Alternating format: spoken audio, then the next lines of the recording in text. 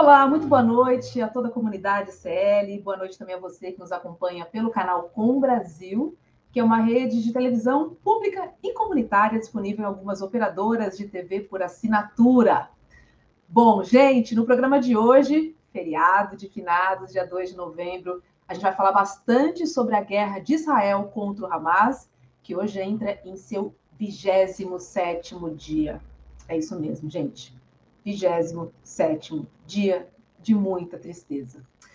Do lado palestino, já são mais de 9.000 mortos, e do lado de Israel, mais de 1.400 pessoas, né? Esses, basicamente, do primeiro dia da guerra, quando Hamas atacou na fronteira com Israel e fez mais de 200 reféns. Hoje vai estar com a gente Cris Serra, querida Cris Serra, o nosso companheiro de Brasília, Guga Noblat, e a Isabela Agostinelli, que é doutora em Relações Internacionais e também pesquisadora do Grupo de Estudos sobre Conflitos Internacionais da PUC de São Paulo. Isabela também vai falar sobre a guerra de Israel. Então, vamos logo começar nosso programa com Cris Serra. Oi, Cris, boa noite para você. Estava tão saudosa de trocar com você. Seja bem-vinda. Obrigada, Roberta. Eu também estava com saudade, faz tempo que a gente não interage, né? Nossas participações não têm coincidido. Enfim, é um prazer muito grande estar aqui com você, com o público do ICL, embora seja para comentar assuntos tão tristes, tão preocupantes, né? Que vêm nos assombrando, como você muito bem mencionou agora, lembrando que são 27 dias de guerra, né? Praticamente um mês de um conflito que, ao que tudo indica, ainda vai demorar muito tempo para acabar. Pois é, muito tempo para acabar, Cris, e o massacre só aumenta. Hoje, Israel bombardeou mais um campo de refugiados em Gaza, né? O Bureij, que fica na região central da faixa de Gaza. Pelo menos 15 pessoas morreram, segundo a Al Jazeera. Gente, é uma tristeza, porque neste campo vivem 46 mil pessoas. O campo existe desde 1950 e foi o terceiro ataque só esta semana contra campos de refugiados. No começo da semana, Israel bombardeou 2 vezes o campo de Jambalaya, o maior de Gaza. Foram ao menos 195 mortos e, neste momento, há mais de 120 desaparecidos. Agora, Cris, por que bombardear os campos de refugiados, hein? Vamos lá, Roberta, essa é uma questão muito importante para a gente esclarecer. O que Israel diz? Israel diz, como tem dito sempre, que o Hamas usa os civis palestinos como escudos humanos, né? Que o Hamas tem essa extensa rede de túneis, né? Obviamente, túneis subterrâneos, que chegaria a uma extensão em torno de 500 quilômetros, e é por essa rede de túneis, segundo Israel, que, então, os militantes do Hamas se locomovem e tal, e que esses túneis, boa parte dessa estrutura, né, estaria justamente embaixo de áreas densamente povoadas pela população, pelos palestinos, ali na faixa de Gaza. E como Israel pretende aniquilar o Hamas, né, Israel está bombardeando essas áreas densamente povoadas por civis com este argumento de que precisa aniquilar o Hamas, né, e por isso não está fazendo essa distinção entre bombardear alvos militares e populações civis. Não é por outra razão que um representante do Alto Comissariado da ONU, agora não lembro o nome, mas agora, diante desses ataques aos campos de refugiados, né, disse que é o caso, que o mundo já está diante de crimes de guerra cometidos por Israel. Mas, obviamente, Israel não está nem um pouco preocupado com isso, né? Até porque Israel não faz parte, não reconheceu, não assinou a criação do Tribunal Penal Internacional, né? E então partiu para esse ato que, de fato, para mim, configura claramente 2 questões. Uma, crime de guerra, você bombardear né, uma área sabidamente povoada por civis, é não só um crime de guerra, mas isso também configura um crime de genocídio, que é o que nós já estamos assistindo, né? Com mais de 9.000 pessoas mortas do lado palestino, a maioria crianças e mulheres. Uma guerra em que você conta as vítimas crianças e não combatentes, ou que os combatentes são minoria, tem o nome de genocídio. Para mim, isso é muito claro, né? Nossa, Cris, pesado, viu? Porque olha só, são 7 campos de refugiados em Gaza com 584 mil pessoas.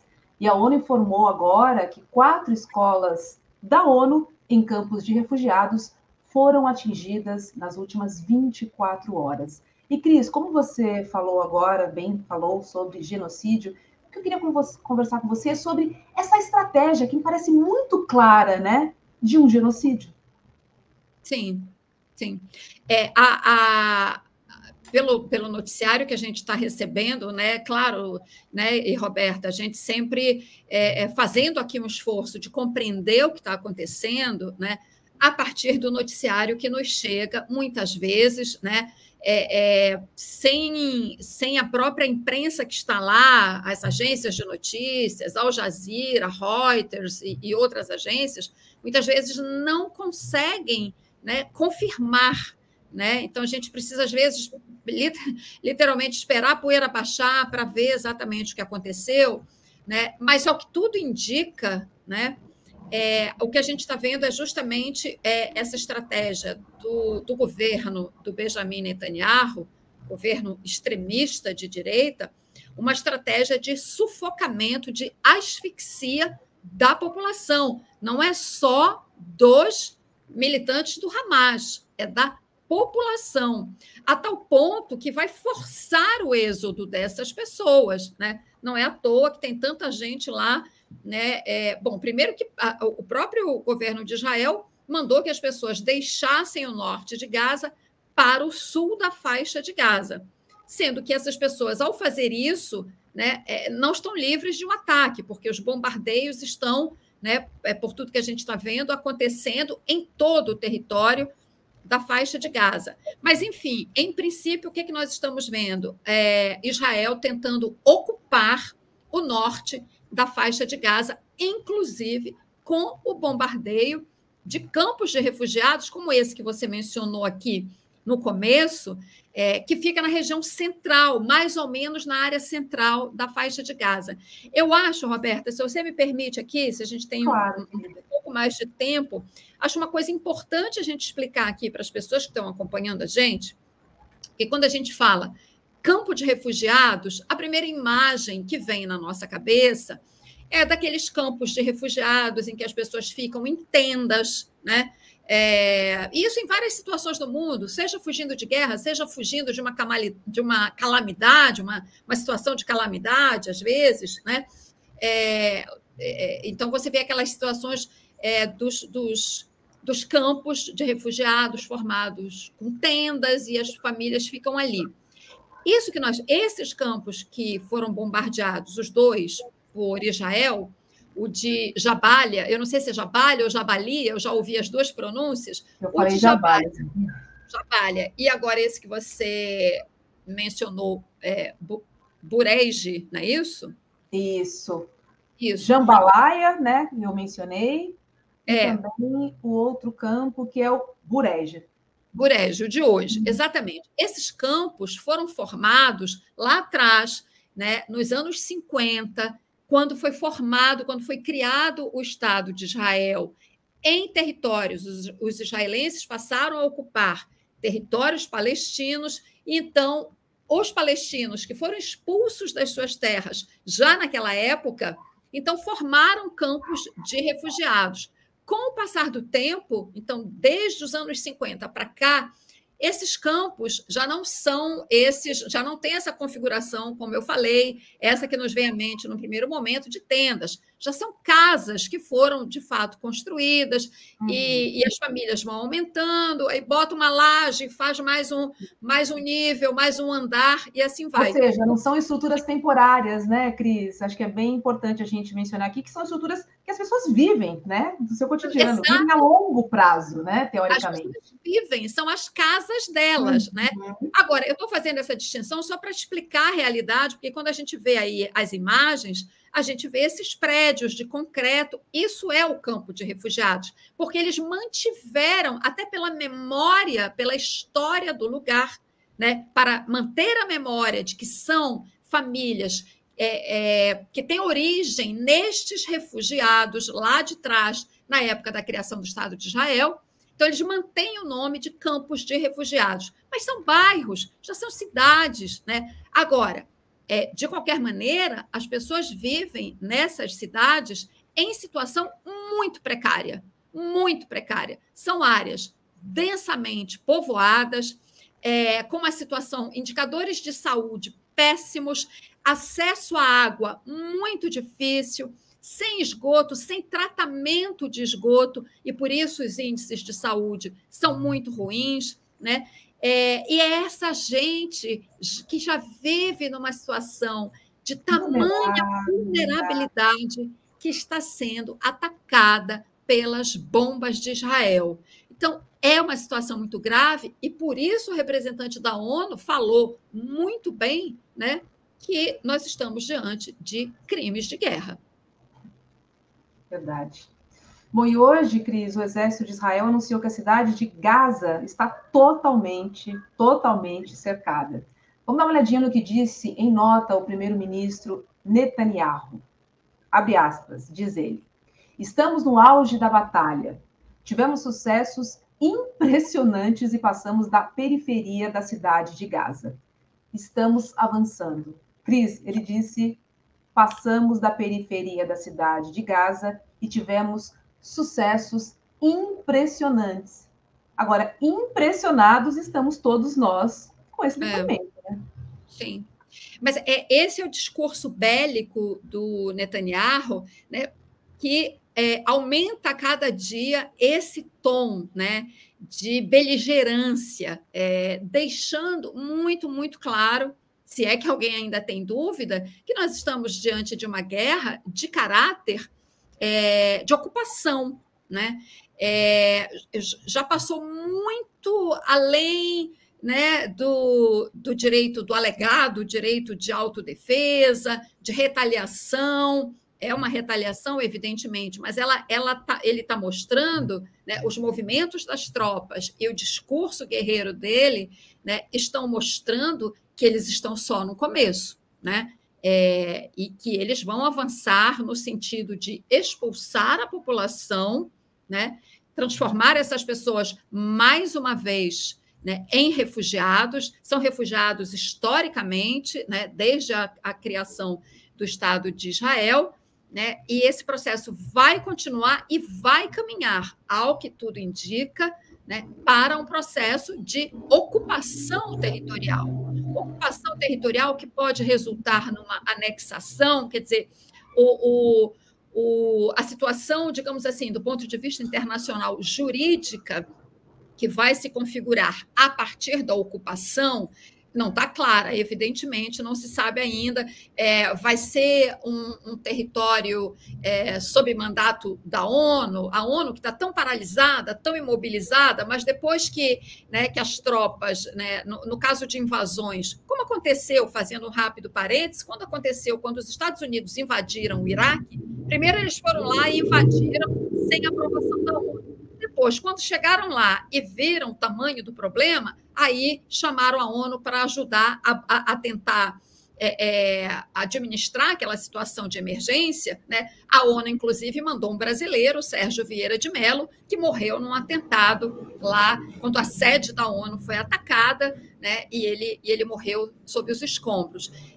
Então, no caso de Israel, as tropas estão entrando, né, vão ocupar o território, ao que tudo indica. Mas Israel vai tomar conta e vai dizer: este território é meu, vou instalar aqui, né, o aparelho de Estado de Israel, ou vai chamar a ONU e dizer: olha, agora então você ocupa aí, a gente não queria os palestinos e o Hamas aqui perto, mas agora você ocupa, vai ter uma espécie de.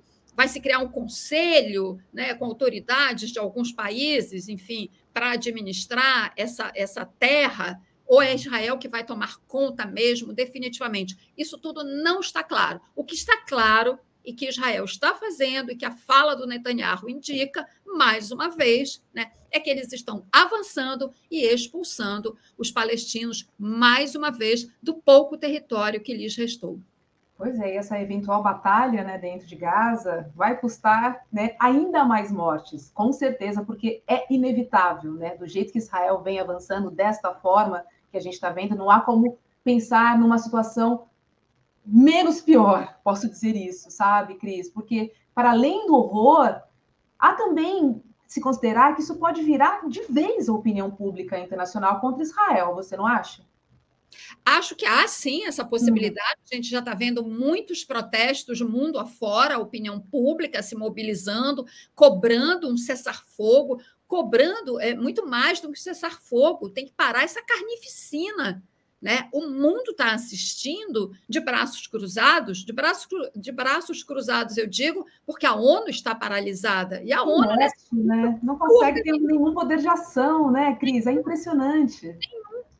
É o organismo, é o maior organismo multilateral que reúne o maior número de países. Então, é a ONU que tem que agir. Como ela está imobilizada pelo poder de veto dos membros do Conselho de Segurança, por isso que eu digo que nós estamos assistindo a essa carnificina de braços cruzados. Mas você vê a opinião pública, ou pelo menos amplos setores da opinião pública no mundo, né, pedindo o fim dessa carnificina. Agora, Roberta, é muito importante aqui a gente sempre, eu acho, repetir, reafirmar alguma coisa.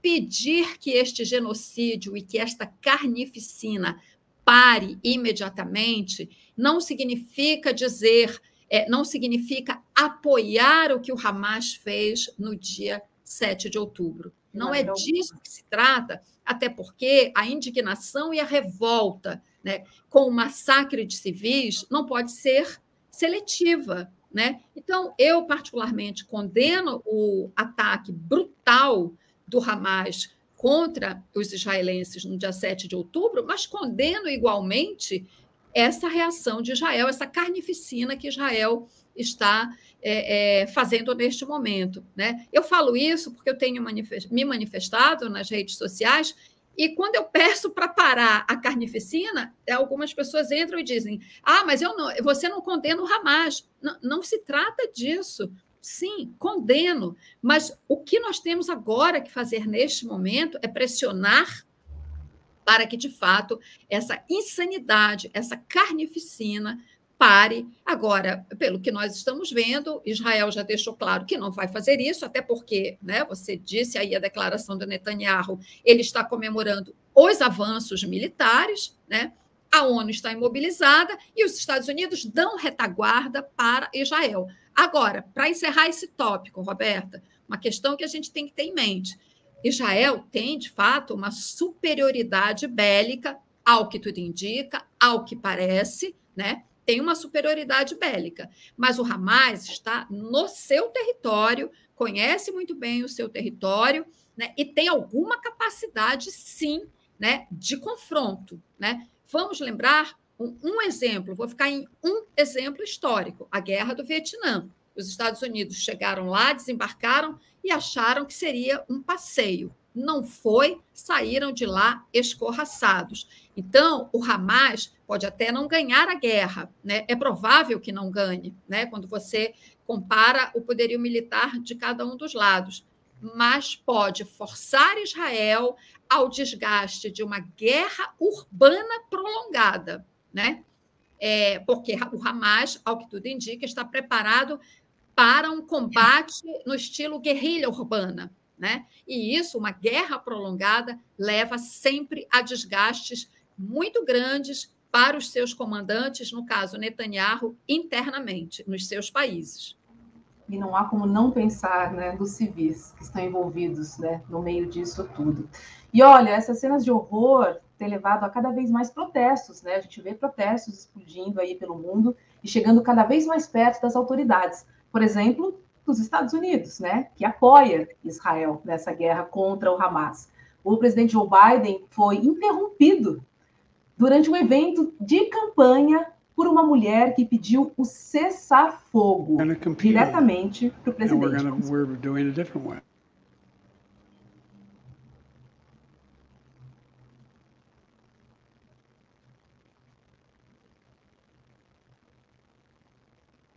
Oh my God. Care about Jewish people. As a rabbi, I need you to call for a ceasefire right now.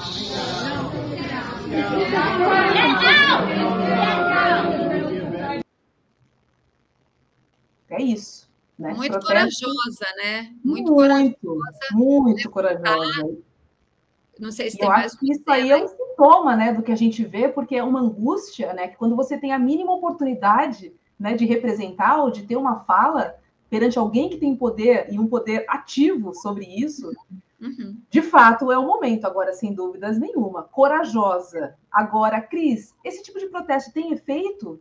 Protesto diretamente feito contra as autoridades? Bota a pressão? Eu acho que sim. Esse é um exemplo, esse é um protesto, Roberta, que apesar de solitário, você vê que é ela, uma mulher, se levanta, pede um cessar-fogo, né, que é o certo a fazer, né? Cessar as hostilidades, não é só a pausa humanitária para tirar as pessoas, o certo seria esse, o cessar-fogo, né? Os Estados Unidos defendem uma pausa para tirar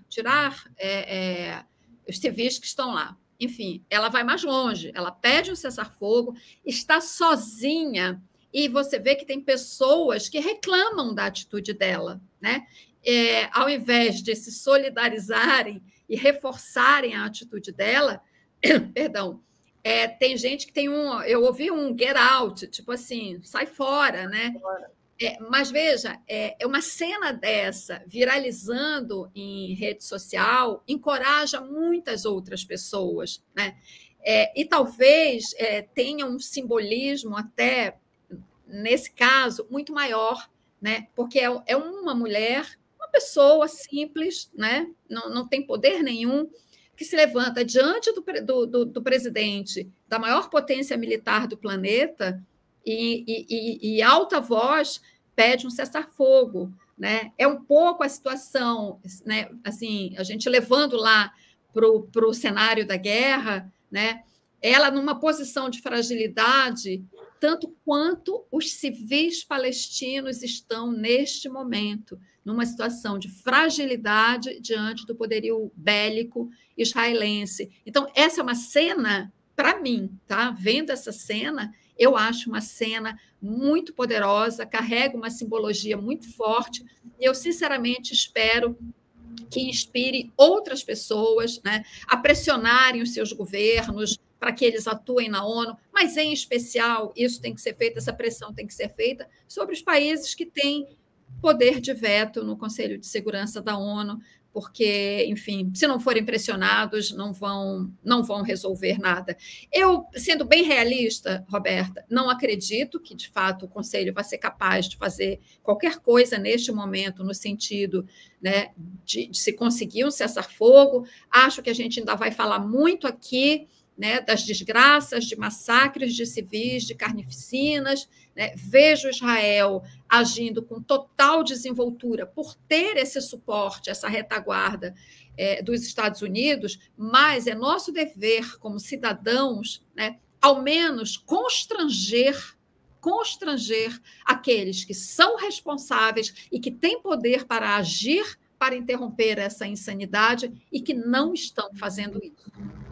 E olha só, Cris e audiência, a filha de Che Guevara, a Leida Guevara, gravou uma mensagem forte pela paz também. Vamos dar uma olhadinha.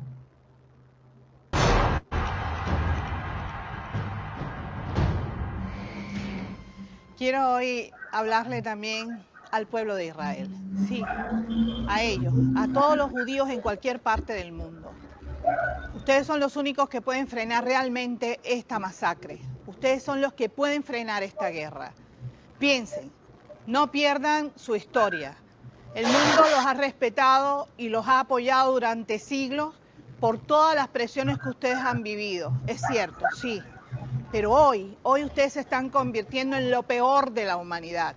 ¿Es eso lo que quieren para las nuevas generaciones? ¿Es eso lo que quieren que se recuerde en el mundo como pueblo de Israel y pueblo judío? ¿Es eso? Matar niños, mujeres, ancianos, bombardear un hospital. ¿Quién ha visto eso? Nunca, nunca jamás se ha visto eso en la historia.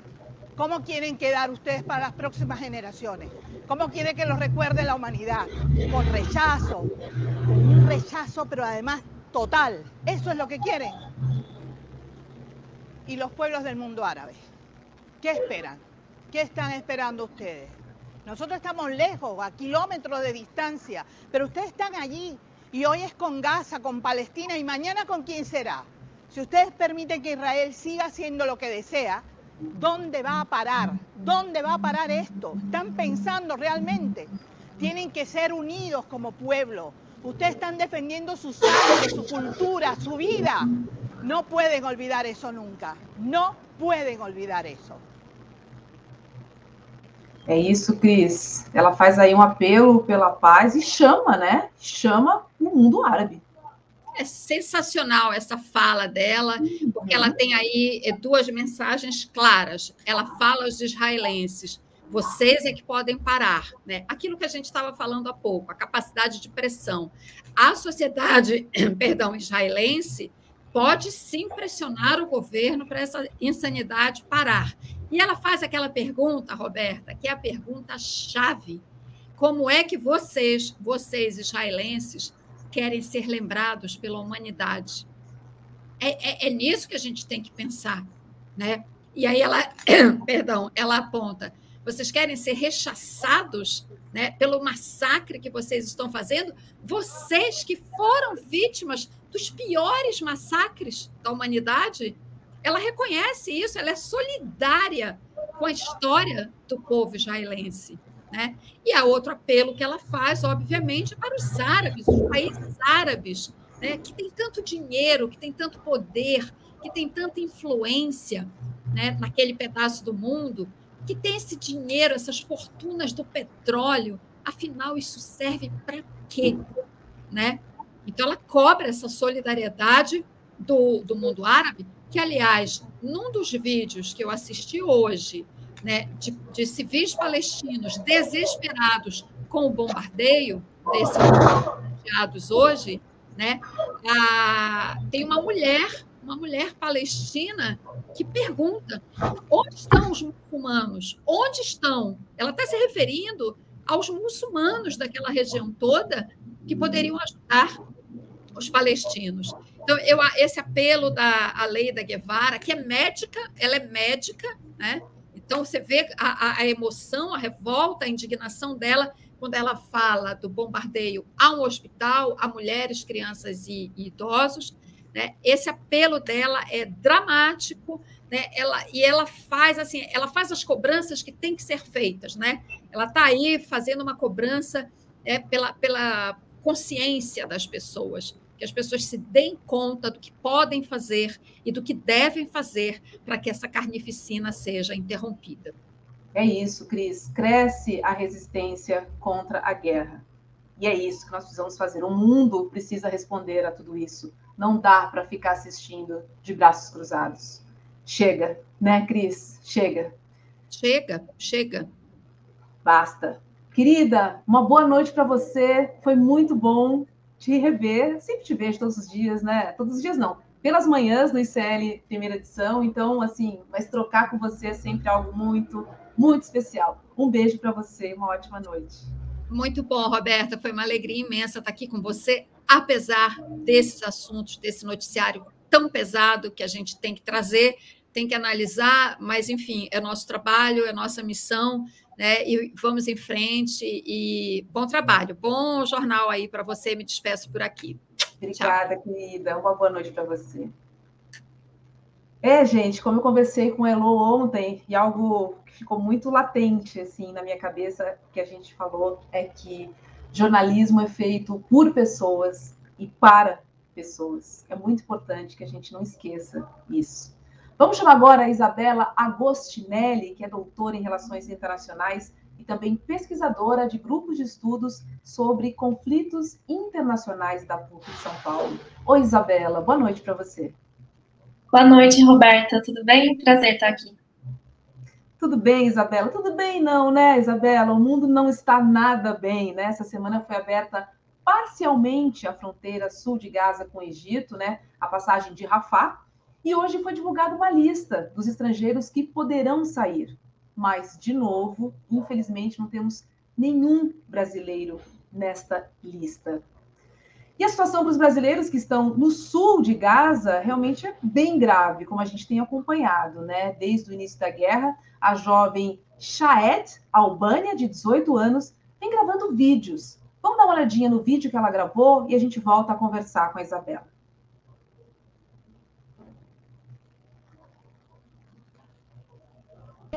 Bom dia. Hoje é o 2º de novembro de 2023.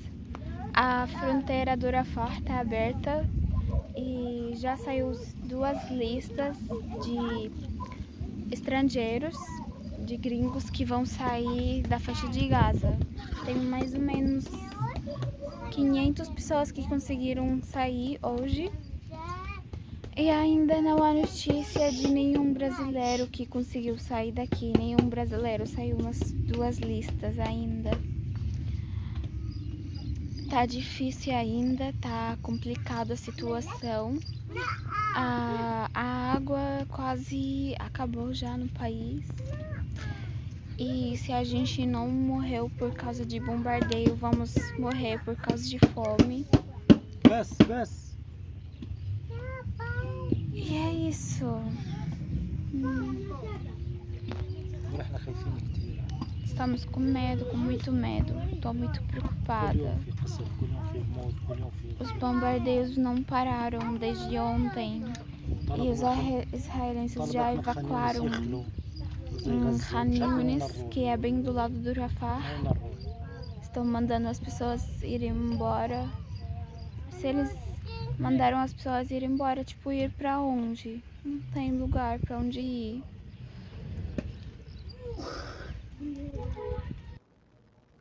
Isabela, é isso, né? Israel diz que eles precisam sair. Mas para onde? Por onde? Exatamente, né? Nesse vídeo a gente consegue até ver o quanto ela está muito abalada, né? Então, não só ela como a família e todos os palestinos de Gaza que estão sofrendo muito nesse momento, né? E essa pergunta que ela faz é super necessária, né? Os israelenses mandam eles saírem, mas de onde? Tanto as fronteiras com Israel estão totalmente bloqueadas e muito patrulhadas, e também a fronteira com o Egito, que também vem sendo um debate, né? Desde o começo da guerra, lá no 7 de outubro, a impossibilidade de abrir essa fronteira para que os estrangeiros, ou até mesmo os próprios palestinos, consigam fugir daquela região. Só muito recentemente, como você disse no começo da sua fala, houve aí uma abertura e também uma lista com, como a menina falou aqui para nós, com cerca de 500 pessoas nessa lista, né? E eu estava dando uma olhada, né, na imprensa internacional, a maioria das pessoas que estão inclusas nessa lista são pessoas cuja nacionalidade são de países que têm algumas relações mais próximas com Israel, né? Então, o Brasil, embora tenha algumas relações próximas, ele também vem atuando bastante na ONU, por exemplo, no Conselho de Segurança, ou até mesmo na Assembleia Geral, tentando pedir aí um cessar-fogo, o fim da guerra, aí principalmente a entrada de ajuda humanitária, né? E também, como a gente viu nas últimas semanas, todo um processo de negociação para a retirada dos brasileiros que estão ali na faixa de Gaza, mas que até hoje não puderam sair, não estiveram inclusos nessa lista, e que até o momento de hoje eles estão sofrendo as duras consequências dos bombardeios, né? Como a própria menina falou para a gente, se eles não morrerem nos bombardeios, eles vão morrer de fome, vão morrer de sede, vão morrer aí de outras tantas violências que são perpetradas contra os palestinos de Gaza por Israel, o que não é de hoje também, né? Você disse que um pouco sobre o critério, né, de seleção das pessoas desta lista. Será que não é levado em consideração o fato de serem mulheres, idosos, crianças? Você acha que está mais ligado à nacionalidade mesmo? Sim, é uma análise ainda um pouco superficial, ainda não consegui me debruçar sobre isso totalmente, mas eu imagino que também o critério de ser criança, ser mulher, ser idoso, não está sendo tanto levado em consideração. Afinal, também eles estão tentando retirar famílias inteiras, né? Então, não vai ser só apenas uma pessoa. Isso é também uma coisa que o próprio governo Lula tem tentado fazer, né? Então, pessoas que têm nacionalidade brasileira, que poderiam, né, então, sair da faixa de Gaza com a ajuda do governo brasileiro, mas que outros membros da sua família não têm nacionalidade brasileira, por exemplo, mas também tem esse embate ético e humanitário, né, de deixar uma pessoa da família sozinha, por exemplo, uma pessoa idosa, que se a sua família que tem nacionalidade brasileira sair, e essa pessoa que não tem um passaporte brasileiro ou nacionalidade brasileira não conseguir sair, vai haver aí uma separação dessa família, né, o que vai gerar mais um elemento de dor, né, e sofrimento. Sim, um trauma, né, que a gente não consegue mensurar. Agora, na sua visão, existe um projeto de extermínio palestino? Com certeza, sempre existiu, na verdade, e ele vai adquirindo táticas diferentes ao longo do tempo, né? A própria criação do Estado de Israel, lá em 48, ela só foi possível com a limpeza étnica dos palestinos que viviam naquela região que hoje é o território do Estado de Israel, né? Que tinha sobrado aos palestinos apenas a região que hoje compõe a Cisjordânia e a faixa de Gaza, mas mesmo assim, os palestinos não conseguiram formar o seu próprio Estado, né? Afinal, a Cisjordânia ficou sob ocupação da Jordânia até 67, e a faixa de Gaza sob a administração egípcia também até 67, quando Israel consegue, de fato, tomar esses territórios, né? Esse mapa aqui que aparece na tela mostra muito bem isso, né? A partir de 67, então, tanto a Cisjordânia, incluindo Jerusalém Oriental, e a faixa de Gaza vão ficar aí sob ocupação militar israelense. E ao longo do tempo, na Cisjordânia principalmente, a gente vai ver uma expansão dos assentamentos israelenses, a expansão das colônias israelenses, que também vem junto, e só é possível, na verdade, com a expulsão e a eliminação dos nativos palestinos. Então, desde o final do século XIX, quando começa, de fato, a colonização sionista da Palestina, depois, com 48, a criação do Estado de Israel, 67, com a Guerra dos 6 Dias, a gente vê isso está documentado em dados oficiais, em documentos oficiais do governo israelense, uma tentativa e bem-sucedida em muitos locais de limpeza étnica dos palestinos. Recentemente, também vazou um documento do Ministério da Inteligência de Israel que propunha mais uma etapa, né, dessa limpeza étnica dos palestinos, que era a tentativa de expulsar os palestinos de Gaza para a Península do Sinai, que é ali controlada pelo Egito, né, faz parte do Estado egípcio, que, portanto, os palestinos que estão na faixa de Gaza deveriam ir para lá, para que Israel tomasse toda a região da faixa de Gaza.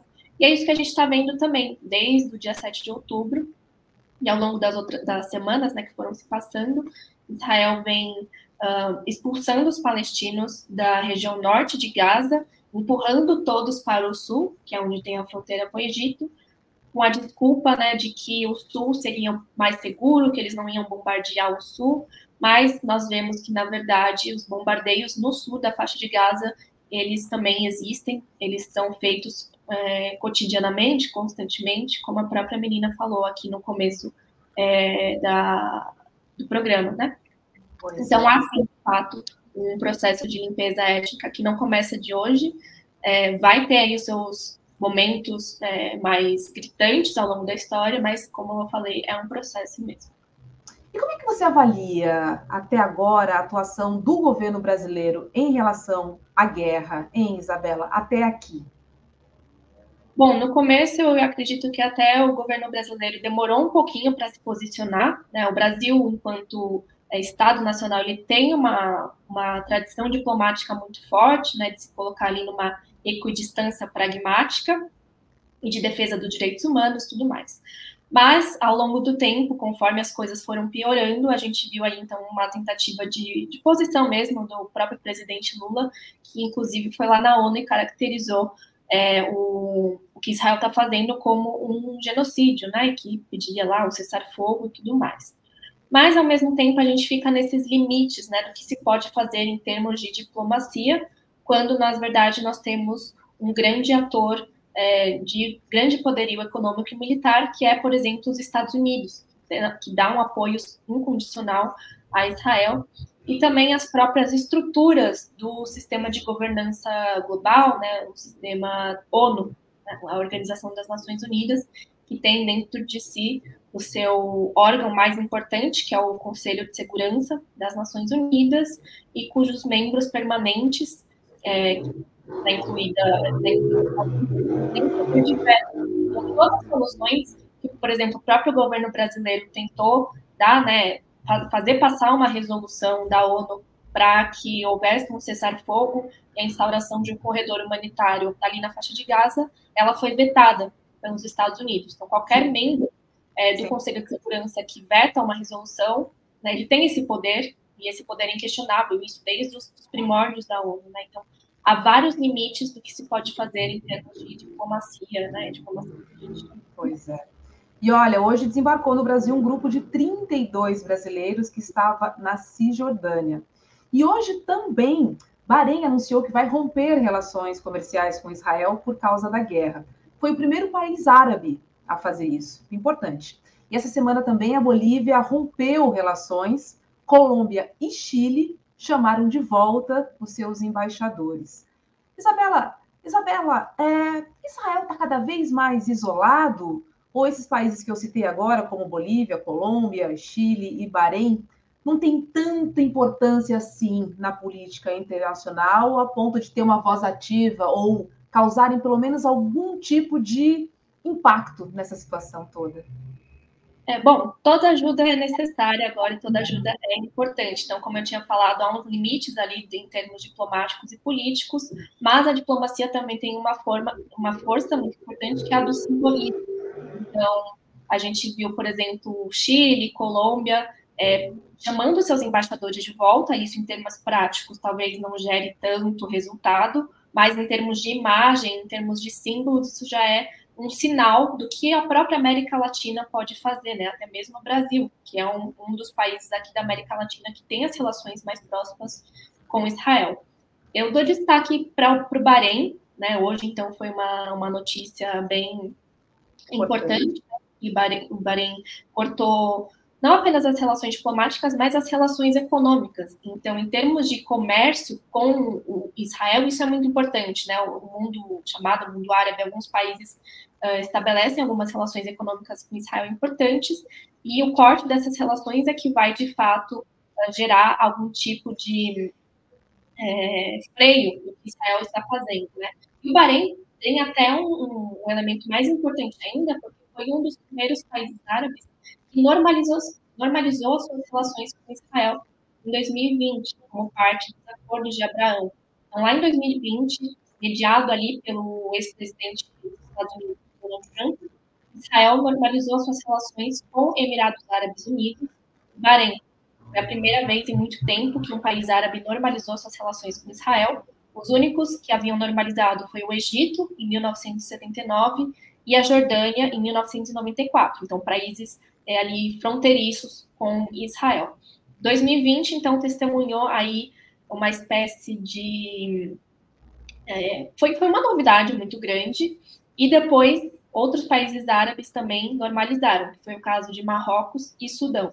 Então, o Bahrein tomar essa atitude de cortar suas relações econômicas com Israel é um simbolismo muito grande, não apenas um simbolismo, mas em termos de resultados materiais, né? Que pode apontar para o que outros países árabes podem fazer a partir de agora. Né? Então, estava até vendo essa conversa anterior com a outra convidada, que ela falava bastante, foi muito bom, inclusive.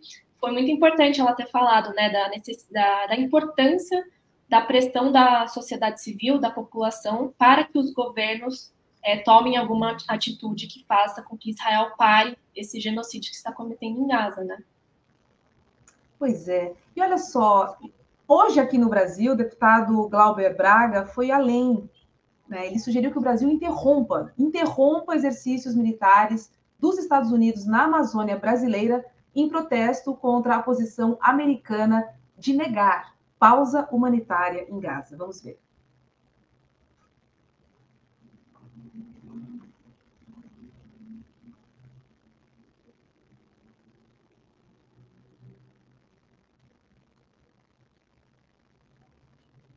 Rompeu relações com Israel a partir do massacre que está ocorrendo na faixa de Gaza. O Chile e a Colômbia já chamaram os seus embaixadores.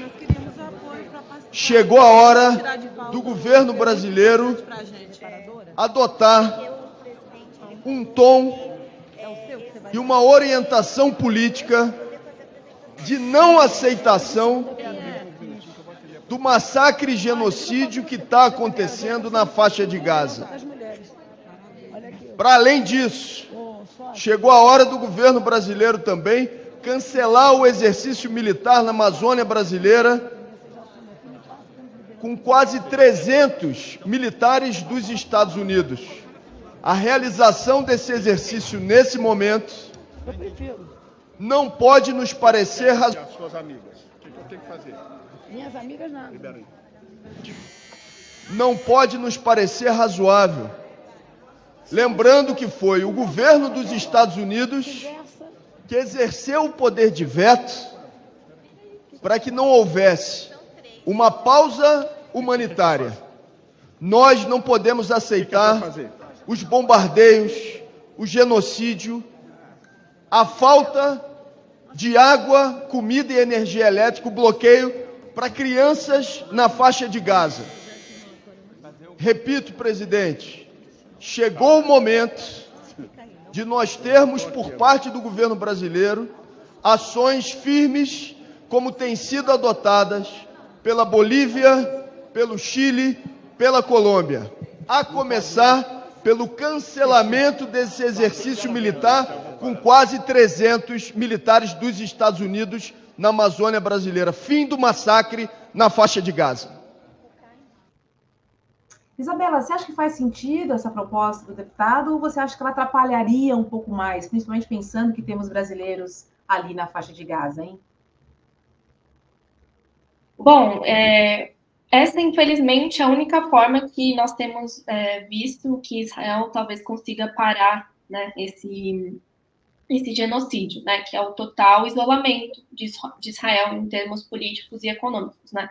Embora Israel tenha como maior parceiro os Estados Unidos e muitos países europeus, há também muitas relações econômicas com outros países aqui da América Latina, por exemplo, países asiáticos também. Então, esse chamado do deputado, ele faz parte, na verdade, de um movimento transnacional, né, dos palestinos e da sociedade civil transnacional, que é chamado BDS, Boicote, Desinvestimento e Sanções, que existe há muito tempo e se inspira principalmente nesse movimento de boicote que houve ali durante o apartheid na África do Sul, né? Então, um boicote ao regime de apartheid da África do Sul que teve resultados muito importantes. Então, a própria ministra de Direitos Sociais da Espanha também veio com esse discurso, né, esse pedido de corte de relações diplomáticas da Espanha com Israel, como parte também aí das ações do BDS, que no fim das contas são as únicas capazes, né, de agir ali na estrutura que faz com que o Estado de Israel ele funcione, né? Então, relações comerciais com empresas de segurança, com a indústria militar, enfim, com outras empresas que são importantes ali para o funcionamento, né, para a existência mesmo do Estado de Israel. Então, o BDS, ele é uma das formas não violentas, né? Então, isso é muito importante, acho que isso é mais importante de tudo, é uma das formas de resistência não violenta para fazer com que haja aí uma solução pacífica e justa para a questão Palestina/Israel, né? Então, aí a autodeterminação dos palestinos, mas também sem desconsiderar, obviamente, a autodeterminação do povo judeu, né? Isabela, você vê possível ações mais agressivas no sentido de conter Israel nesse avanço à faixa de Gaza? Eu digo em relação aos outros países que estão acompanhando a guerra, mas efetivamente não tem nenhum poder de ação, né, sobre Israel, mesmo, né, com a enfim, com esses protestos que têm acontecido, com as falas das autoridades, né, o corte de relações comerciais, enfim. Você vê alguma situação que possa ser feita mais agressiva para conter Israel?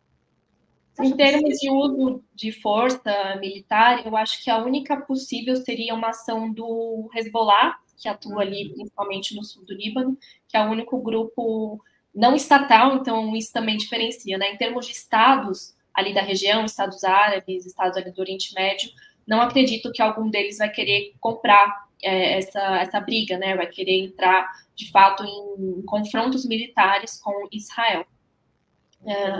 O que pode acontecer, e que a gente está olhando com mais cuidado agora, inclusive um dos representantes do Hezbollah vai fazer uma declaração pública amanhã, então muita gente está esperando o que ele de fato vai falar, se ele vai declarar guerra a Israel ou não, mas o Hezbollah ele tem se mostrado um grupo, talvez o único grupo armado bem importante, e um grupo que é muito forte militarmente, né? Ele é mais forte, por exemplo, do que o exército do Líbano. Então, nós temos que ficar de olho ali, e também, né, um grupo que está, né, sediado num país fronteiriço com Israel. Então, em termos de força militar mesmo, de possibilidade de confronto direto militar, eu vejo apenas a possibilidade do Hezbollah acabar entrando nessa guerra. Tá. E aí, se o Hezbollah entrar nessa guerra, de fato, a gente tem uma nova etapa, né? Um novo capítulo, porque a gente vai ter muita força militar por parte do outro lado, infelizmente. Né? Situação diplomática, você vê alguma saída dos países que não seja o confronto? Como assim? Desculpa, não entendi a pergunta. Alguma outra atitude, alguma outra postura do mundo em relação à guerra que não seja o confronto, que faça Israel repensar, né? Principalmente nessa invasão na faixa de Gaza, essa invasão terrestre? A única solução que eu vejo que talvez vai funcionar é o fim das relações, né? O fim não, né? Pelo menos a suspensão, na verdade, das relações econômicas e diplomáticas até que Israel pare, né? Pelo menos dar um cessar-fogo, né? Que é isso que está pedindo bastante, né? A gente não está pedindo, porque a gente sabe que é muito difícil, né? Conseguir, do dia para a noite, a construção de um Estado palestino, ou até mesmo a construção de um Estado só democrático e laico que tem aí ambos palestinos e israelenses vivendo em paz, né? Isso a gente sabe que demora muito mais, é todo um processo de justiça de transição, mas o mínimo que nós estamos pedindo agora é o cessar-fogo, né? E a entrada de ajuda humanitária ali para a faixa de Gaza. Então, acho que a única forma disso é isolar Israel e Estados Unidos ali no campo da governança global, né? Das instituições globais, como a ONU, mas também, principalmente, como isso atua apenas no campo da simbologia, a gente precisa agir em termos de relações econômicas mesmo, né? Assim, agir no cerne da questão. Isabela, eu já repercuti com a Cris, né, o fato do Biden ter pedido hoje uma pausa humanitária, né, para a retirada dos prisioneiros da faixa de Gaza. Mas aí tem aquela questão que você mesma relembrou, que os Estados Unidos vetaram, né, essa pausa na ONU. Dá para acreditar, de fato, nas intenções de Joe Biden? Não dá, com certeza não. Mas eu até mesmo vi aquele vídeo e ele me parece que ele fala que a gente precisa de uma pausa, mas foi só um discurso, né? Ali naquele momento, com poucas pessoas, e no fim das contas, o que a gente vê é uma continuação mesmo do apoio dos Estados Unidos a tudo o que Israel faz, né? Então, Israel pode fazer o que bem entender em Gaza, não só em Gaza, mas na Cisjordânia também, com apoio total e incondicional dos Estados Unidos. Então, não imagino que um pedido de pausa vai vir do Biden, né? Um pedido genuíno mesmo. Qual a solução mais viável para esse conflito que a gente está vendo hoje, na sua opinião? Olha, em primeiro momento tem que ser o cessar-fogo, para que as pessoas realmente parem de ser assassinadas, né, pelos bombardeios. Então, hoje a gente tem 9 mil mortos palestinos, sendo que quase 4 mil são crianças, ou seja, não há... Embora o argumento de Israel seja que está combatendo o Hamas, nós sabemos que, na verdade, não é isso, né? A grande maioria, assim, quase absoluta, são de civis. Então, para solucionar esse conflito, que, na verdade... nem sei se a gente pode chamar de guerra mais, né, um verdadeiro genocídio, porque não há ali uma comparação de força entre as partes, né, o Hamas e o Estado de Israel, a força militar é muito discrepante, Então, é de fato aí clamar, né, sair às ruas mesmo, então, principalmente ali no mundo árabe, né, a população civil pressionar os seus próprios governos para que eles atuem de alguma forma ali diplomática, né, e não por meio da força, porque isso a gente sabe que também não é possível, mas que cortem relações diplomáticas com Israel, suspendam suas relações diplomáticas e econômicas e comerciais com Israel, para que Israel, né, consiga aí, parar, né, pelo menos dar o cessar-fogo. E, Isabela, Netanyahu está mais fraco internamente e externamente também, ou seja, aos olhos do mundo? Sim, sim, vejo muitas críticas ao governo Netanyahu. Ele já estava bem fragilizado há muito tempo também, muitas manifestações da sociedade israelense contra ele, e vejo também muitos israelenses, judeus israelenses, criticando a forma pela qual, né, o governo Netanyahu está fazendo essa retaliação, entre aspas, ao Hamas, né, que é matando civis palestinos. Então, eu imagino, sim, com certeza, que ele vai sair bem mais fraco, e muitos já estão pedindo que ele seja, né, investigado ali pelo Tribunal Penal Internacional, como crime de guerra, o que ele vem fazendo. Pois é, agora a ver, né? Você acredita que essa guerra, que a gente não pode mais chamar de guerra, como você bem colocou, vai se estender ainda? Muito? Olha, eu imagino que sim. Todo dia a gente acorda, vai ver a notícia e fala, foi a noite mais brutal em Gaza, né? Então, a gente só está vendo as coisas piorarem mesmo, né? Então, a curto prazo, não imagino que vai ter alguma resolução. Mas eu estou bem pessimista, na verdade, até peço desculpas por isso. Mas é difícil ter algum otimismo nesse momento. É verdade, Isabela. E as cenas, né, que a gente vê, enfim, inevitavelmente a gente recebe uma imagem, recebe um vídeo, né, ouve um depoimento, e é muito triste, né? Porque, de fato, a gente se sente como espectador de uma história que não tem o mínimo que eu digo, poder de ação, né? Enquanto país, enquanto ONU, enquanto organizações, enfim. É difícil ser otimista numa situação como essa que a gente está vivendo e que a gente está observando, de fato, porque o mundo está observando. Querida, muito obrigada, viu, por sua presença e participação aqui no ICL Notícias, segunda edição. Um beijo para você, Isabela. Eu que agradeço, Roberta, foi um prazer. Bom programa. Obrigada. É isso, gente. Não tem como não observar, não ver pelo menos uma imagem, um post, enfim. A guerra faz parte, né? Ela foi inserida no nosso dia a dia, principalmente com as redes sociais, transmissão ao vivo, ou seja, não tem como não acompanhar e não tem como ficar impressionado com tudo isso que está acontecendo no mundo, né? Vamos chamar então o Guga Noblar, diretamente de Brasília. Guga, boa noite para você. Também boa noite.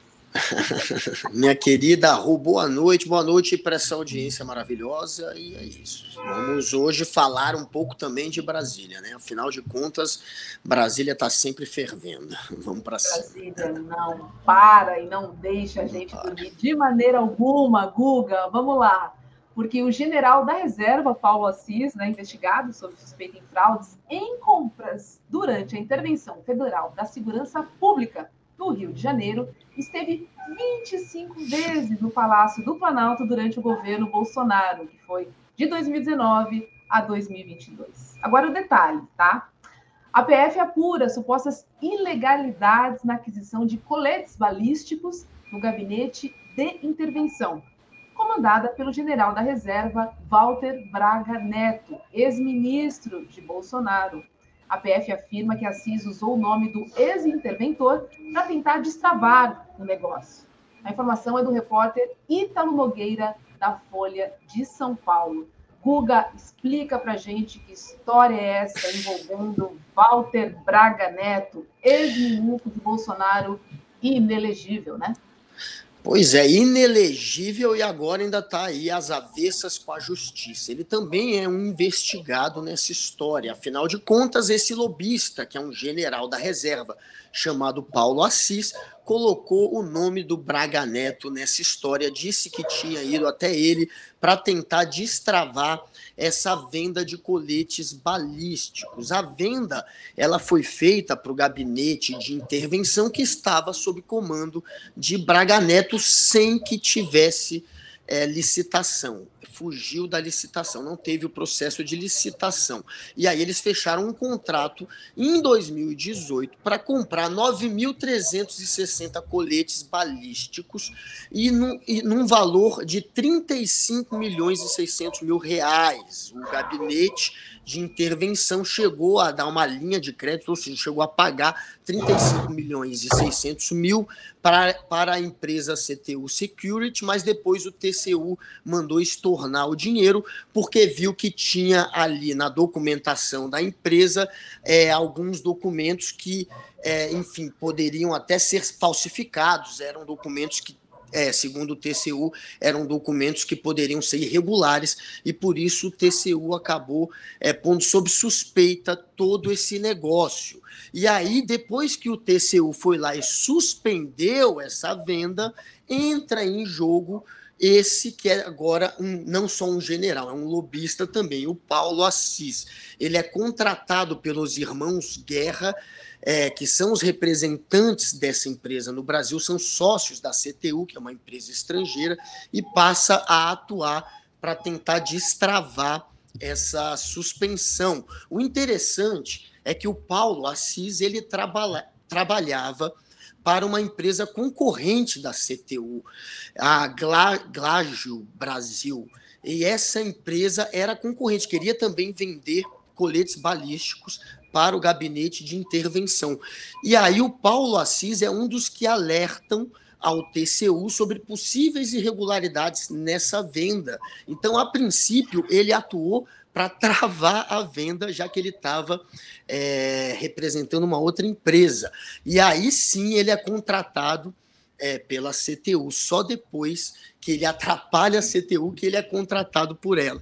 E aí ele vira um representante da CTU, e aí no lugar de pedir para suspender a operação, ele passa a atuar para destravar. E nessa ele visita o Braga Neto, tem um almoço com o Braga Neto, onde ele diz que o Braga Neto está com eles, e também hoje, essa é a grande novidade, porque essa história a gente inclusive já contou aqui no ICL, ele também foi até o Jair Bolsonaro 25 vezes, e aí fica no ar, será que ele também não tentou de alguma maneira levar essa história para lá, até porque tem conversas de telefone que mostram que os irmãos Guerra, entre eles, diziam que o Paulo Assis tinha essa missão de convencer o Onyx Lorenzetti, o Hamilton Mourão, que era o vice-presidente, e o Jair Bolsonaro. Ele estava na missão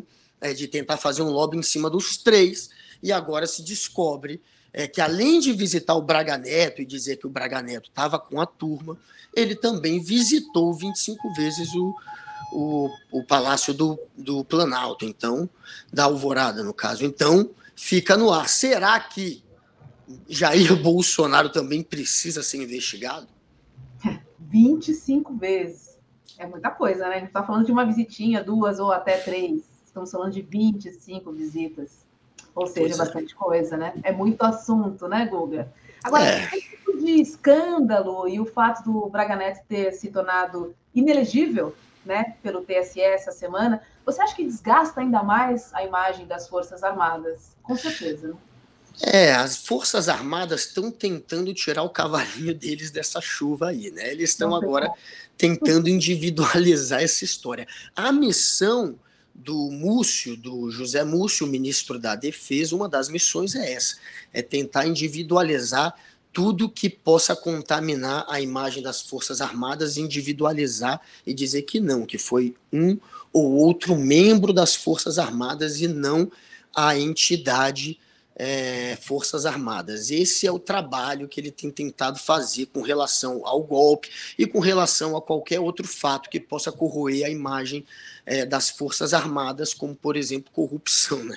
Então, mas para a população, por mais que o José Múcio tenha essa missão e que as Forças Armadas estejam, pelo menos dizendo, na teoria, que vão apoiar a justiça e que não vão proteger os seus membros envolvidos em corrupção ou golpe, para a população é claro que fica muito ruim. É mais uma história que acaba manchando a reputação, até porque o Braga Neto era, como diz inclusive os irmãos Guerra, os representantes da CTU, ele era o número 2 do Exército, ele foi o ministro da Defesa, né, também.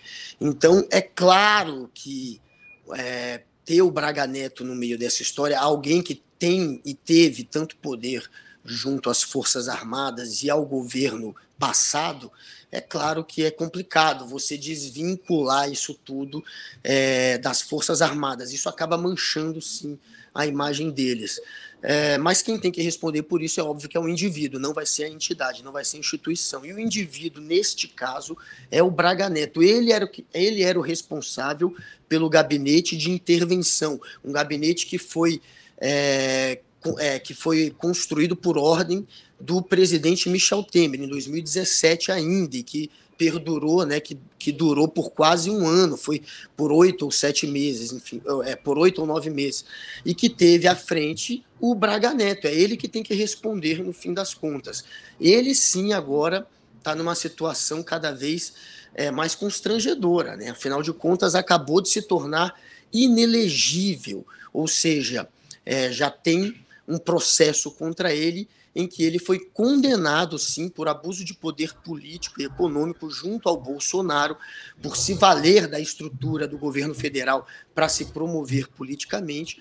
Então ele já está numa situação muito complicada, e aí vem ainda mais essa história que pode, sim, levá-lo a uma condenação criminal, que isso pode, sim, levá-lo, enfim, quem sabe até a ficar atrás das grades, a depender do que descubram, ou a pelo menos ficar com uma tornozeleira eletrônica em algum momento. Imagine isso acontecer com alguém que foi um general, né, com o poder que teve o Braga Neto. Então é claro que para ele a situação é muito constrangedora, né? Imagina andar na rua e saber que está todo mundo olhando para você e suspeitando se você é corrupto ou não é, além, óbvio, de estarem te julgando por ter se tornado inelegível, por se valer do poder público para se promover politicamente. Então, ele sim está numa situação ainda pior do que a do Exército, da Marinha e da Aeronáutica, das Forças Armadas, que também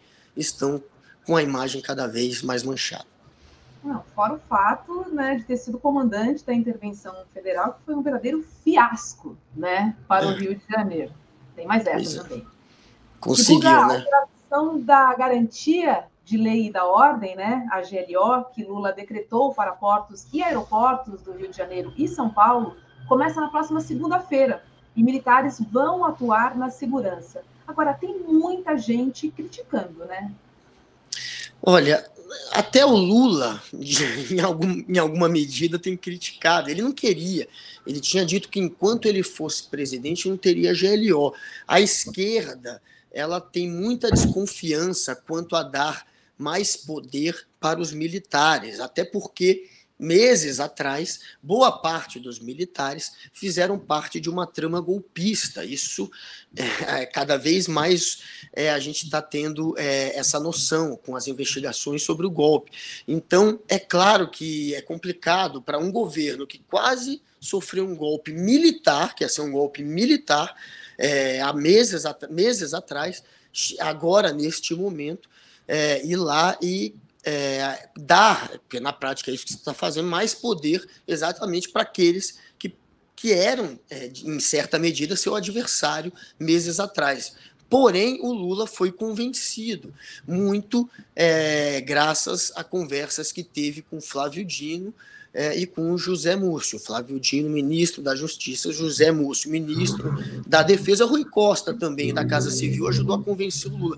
Mas foram esses dois, o Flávio Dino e o Múcio, que convenceram o Lula a topar uma GLO, dizendo que seria uma GLO diferente das outras. Ela não daria poder ao Exército, por exemplo. Essa GLO é uma GLO que está dando poder para a Marinha e para a Aeronáutica atuarem em alguns portos e aeroportos, né? Guarulhos, Galeão, Rio de Janeiro, São Paulo, e mais 3 portos, que seria Santos, e mais um no Rio de Janeiro, e Itaguaí também. Enfim, são esses locais onde a Marinha e a Aeronáutica poderão atuar. Não é o Exército, é a Marinha e a Aeronáutica que estarão ali para ajudar, para auxiliar nesse trabalho de fiscalizar, para ver se tem droga ou se tem arma entrando e saindo pelos portos.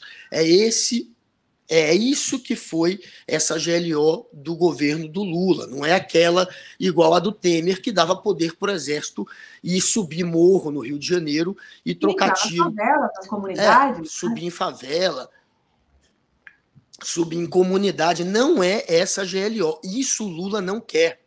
Isso ele não topou. Essa GLO, como eu disse, vai dar esse poder para a Marinha e para a Aeronáutica fiscalizarem portos e aeroportos. É isso que vai acontecer. O Exército, eles vão ter um efetivo um pouco maior para atuar em algumas fronteiras do Brasil, no Mato Grosso do Sul, onde entra muita droga e arma. Agora, isso já acontecia. A GLO não está interferindo nessa questão do Exército. Está tendo essa confusão. Tem gente achando que a GLO está dando mais poder para o Exército, e não é. O Exército vai continuar atuando nas fronteiras, porém vai ter um efetivo maior, se eu não me engano, são 1.000 militares a mais que vão atuar junto às fronteiras, mas isso já existia. E a GLO, portanto, vai dar um poder de polícia para a Marinha e para a Aeronáutica só dentro dos portos e aeroportos. Ali eles terão um poder de polícia. Não poderão sair pela cidade com o Exército atuando como polícia, que foi o que aconteceu no Rio de Janeiro. Então essa é uma grande diferença. Foi por isso que o Lula topou, porque tem essa diferença toda, e porque o Flávio Dino convenceu, e o Múcio também. O Dino, ele quer apresentar resultados. Ele sabe que, mesmo que ele vire ministro do STF, ele quer deixar bons resultados e bons números, e ele acha que isso pode, de alguma maneira, ajudar. O Múcio, ele quer reforçar as pontes do PT com os militares, até porque a esquerda tem cobrado muito os militares por conta do golpe. Então é uma maneira também de você conseguir, de alguma maneira, restabelecer ali a harmonia entre o governo e os militares, mostrando que o governo confia nos militares. Então, para o Múcio tem esse lado um pouco diplomático de querer estabelecer pontes ali com os militares, e para o Dino tem uma questão prática de precisar apresentar resultado. Então, eles convenceram o Lula. E graças a uma GLO, como eu disse, que daria menos poder para as Forças Armadas do que aquelas GLOs que a gente estava acostumado. Então, essa é a situação. Assim, o Lula se convenceu. É claro que há críticas ainda, mesmo assim há críticas ainda de parte da esquerda. Afinal de contas, na prática, o que está acontecendo é dar mais poder para os militares, aqueles que até pouco tempo atrás estavam, pelo menos parte deles, tramando um golpe. A gente tinha o almirante principal da Marinha, o Almir Garnier, topando um golpe. O Bolsonaro apresentou uma minuta do golpe para os 3 comandantes das Forças Armadas. O da Marinha aceitou, o da Aeronáutica ficou calado, ficou na miúda. O do Exército não aceitou porque as condições não favoreciam, o que tudo indica, né? Senão talvez até ele tivesse aceitado, mas como não tinha apoio internacional e tinha muita pressão, inclusive internacional, eles acabaram não topando. É isso que está mostrando as investigações, tanto da imprensa quanto da justiça. Então, essa era a situação. O Lula topou, mesmo assim, dar mais poder, porém um poder controlado, e vamos ver agora se vai ter resultado. A maior crítica que está partindo talvez nem seja tanto da política. Uma crítica que está vindo agora é dos auditores da Receita Federal, porque são eles os responsáveis por esse trabalho de checar o que está entrando e saindo nos portos e aeroportos. E eles não foram consultados na hora do governo topar essa GLO. Portanto, eles não fizeram parte dessas reuniões que chegaram nesse acordo para se assinar uma nova GLO. E eles estão realmente se dizendo, de alguma maneira, perplexos. Foi essa palavra que um dos auditores usou, porque eles deveriam ter sido consultados e acham que os militares não terão muita valia nesse trabalho. Não vai ter muita diferença a participação dos militares, pelo menos essa é a crítica de parte dos auditores da Receita Federal. Agora, o que a gente já pode notar no Rio de Janeiro é uma presença mais efetiva, né, da Polícia Federal no Rio de Janeiro, principalmente nos serviços de inteligência. Isso é importante também a gente trazer aqui. Vamos falar um pouquinho sobre uma figura que voltou para as manchetes, que é o ministro Juscelino Filho, porque a estatal Codevasf já detectou um prejuízo de cerca de 1 milhão na execução de contratos no Maranhão, feitos a partir de emendas parlamentares do ministro das Comunicações, Juscelino Filho, e assinados com a empreiteira Construservice. Esses contratos estão sob investigação da Polícia Federal, que deflagrou uma operação no dia 1º de setembro para aprofundar os fatos. E aí, Guga, é o seguinte, olha o Juscelino nas manchetes de novo aí, gente! Né? Pois é, isso aí é só treta, né, Rô? Uhum. Agora, a questão da inteligência que você falou é o principal, tanto para pegar político, que talvez esteja desviando dinheiro, aí você vê que tem 1 milhão ali do Juscelino, que foi para a obra, mas que pode ter sido, de alguma maneira, superfaturada, ou pode ter sido usada como forma de pagamento de propina.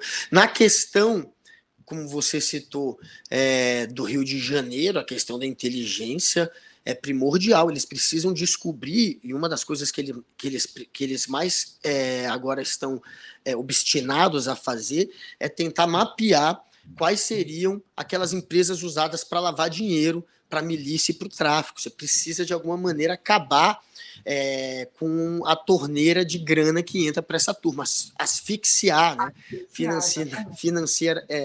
Financeiramente essa turma. Então, a intenção, segundo o Ricardo Capelli, que é o secretário executivo do Ministério da Justiça, é exatamente ir para cima da grana dessa turma. Então, eles querem descobrir quais são as empresas que são usadas para lavar o dinheiro do tráfico e da milícia. Esse é um caminho. E qual é o dinheiro do Juscelino? Aonde foi parar? É isso que a gente precisa ver. Agora tem 3 contratos, pelo menos, que foram firmados com dinheiro de emenda parlamentar que vieram dele e que estão sob investigação. E um deles mostra que pelo menos 1 milhão pode ter sido superfaturado. Ele teve parte da conta dele bloqueada pelo Luiz Roberto Barroso, que é o relator da ação lá no STF. Quase 1 milhão do Juscelino está bloqueado exatamente para se confirmarem o desvio de dinheiro, ele pagar pelo que foi desviado.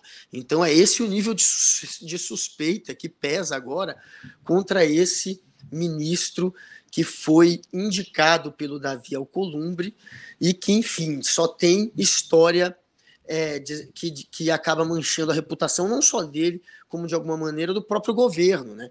Ele é o ministro que usou dinheiro público, ou seja, usou um jatinho da FAB para viajar para um leilão de cavalos. Ele é o ministro que asfaltou, usando o dinheiro da emenda parlamentar, uma estrada que passa em frente a 8 fazendas da família dele. Então é muito ruim, né? Você tem em sua volta, ou fazendo parte do seu grupo, alguém com esse currículo do Juscelino, mas, enfim, ainda consegue se sustentar por hora, né? Veremos se no momento em que a polícia, de fato, conseguir comprovar que ele cometeu algum tipo de crime nessa história, aí sim eu acho que vai se tornar insustentável politicamente manter o Juscelino, mas por hora ele está lá. Ele e a irmã dele. A situação é tão grave que a irmã dele chegou a ser afastada da prefeitura de Vitorino Freire, que é onde fica, né, nesse município do Maranhão, é onde ficam as fazendas da família. A irmã chegou a ser afastada enfim, da prefeitura, mas já retornou ao cargo, porém, as suspeitas pesam contra ele, contra a família, e é provável que em algum momento a gente veja esse sujeito aí se dando mal, perdendo o posto dele, e a irmã também, viu? A irmã também, a qualquer momento, pode perder também a prefeitura. Ele que pega avião da FAB para ir no leilão de cavalos, né? Vamos lembrar disso aí também, que é mais um na conta do Juscelino. Agora, Guga, isso atrapalha o governo Lula, porque pesquisas mostram que a opinião pública vê a corrupção como um problema do governo. Pois é, o Lula ele perdeu um pouco de popularidade, mas não foi por conta, ainda bem que esses casos de corrupção ainda não colaram na imagem do governo. Ele tem que ficar muito esperto, porque ele deu agora a Caixa Econômica para o Centrão. E a gente sabe que a Caixa na mão da turma do Arthur Lira, a chance, né, da gente ter alguma surpresa negativa aí nos próximos meses é muito grande. A oposição joga muito com isso, né, com economia e com corrupção.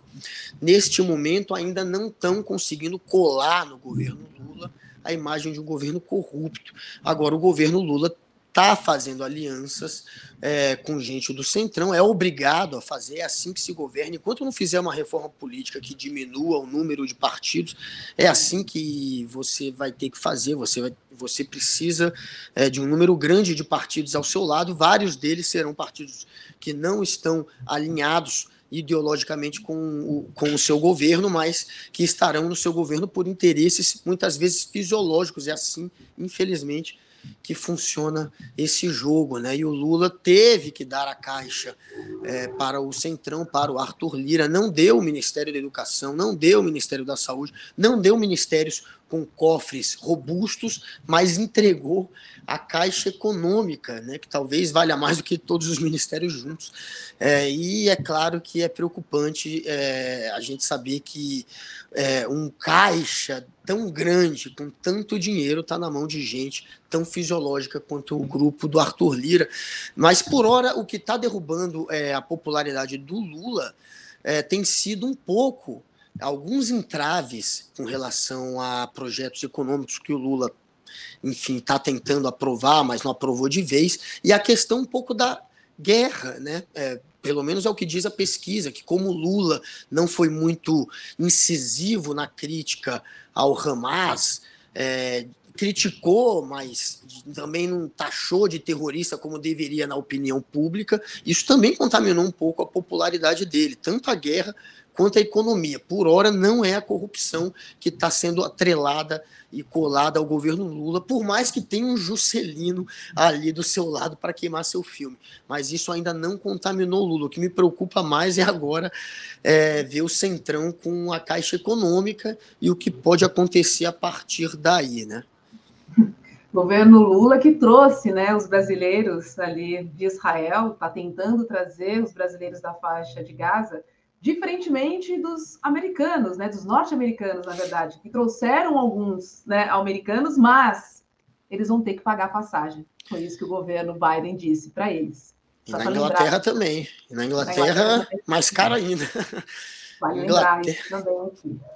Pois é, gente, o Lula que conseguiu, de fato, ainda conseguiu trazer alguns irmãos sul-americanos, né? Teve a Argentina pediu ajuda, acho que o Uruguai também, teve mais outros países da América do Sul, acho que até o México talvez tenha tido ajuda do Brasil, mas enfim, o Brasil está ajudando a trazer, inclusive, os irmãos, né?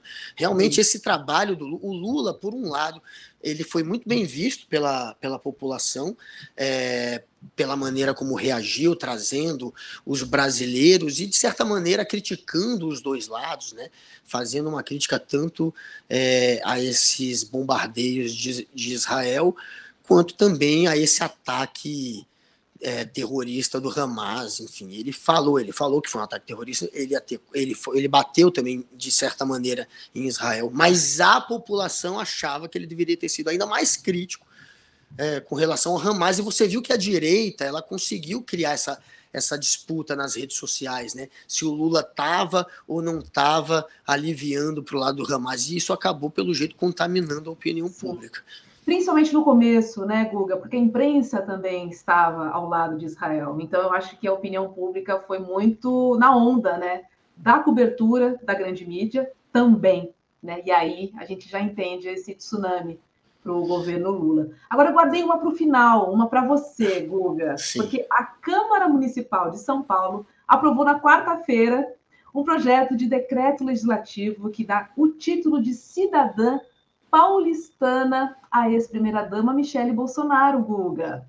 A proposta de autoria dos vereadores Rinaldi Digílio, do União Brasil, e Fernando Holliday, do PL, recebeu 37 votos a favor. As bancadas do PT e do PSOL votaram contra a homenagem. Não sei por quê, né? Nossa, São Paulo não merece isso, gente. Homenagear por quê, Michele Bolsonaro? O que ela fez de positivo até hoje para Brasil ou para São Paulo?